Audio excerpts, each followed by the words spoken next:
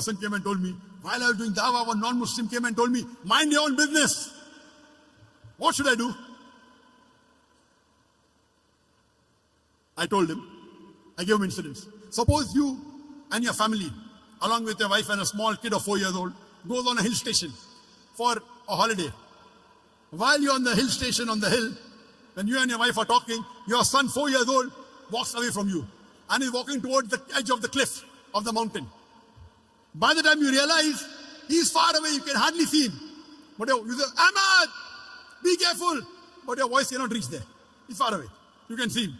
While your son is walking towards the edge of the cliff, there's an elderly gentleman standing at the edge of the cliff and admiring beauty. He looks at your son, he smiles, and he continues admiring beauty. You want to shout, oh, mister, save my son. But your voice cannot reach there. Mister, save your son. Save my son, please. Voice cannot reach. The elderly gentleman looks at your son, smiles. He can see your son walking towards the edge of the cliff. After some time, your son falls over the cliff. When you go to that man and tell him, why didn't you save my son? He gives the reply, I was minding my own business. And he's right. He did not push your son, did he? No. Did he tell your son to jump? No. So why should you blame him? He did not tell your son to jump. He did not push your son. Yet you will blame him and tell him, Allah gave him hikmah. He could have saved my son easily.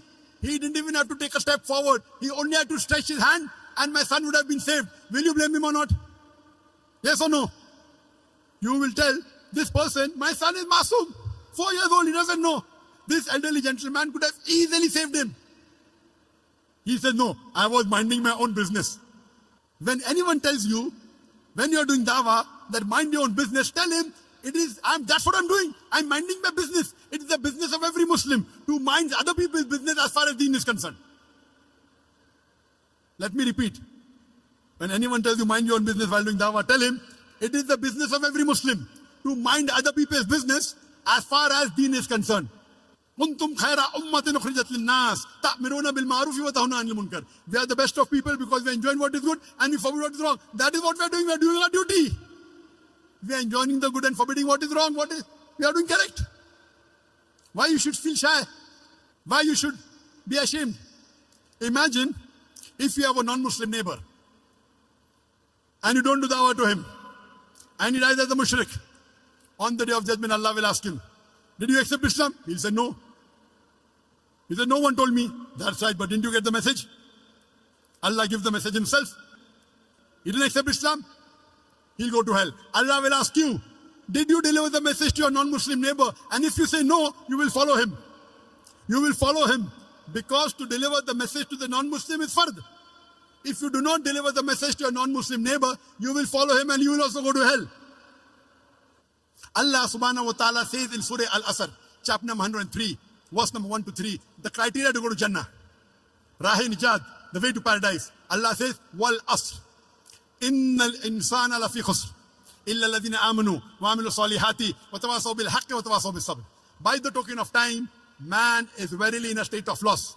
Except those who have faith, those who have righteous deed, those who exhort people to truth, and those who exhort people to patience and perseverance. There are minimum 4 criteria required for any human being to go to Jannah. Number 1 is Iman, belief, faith.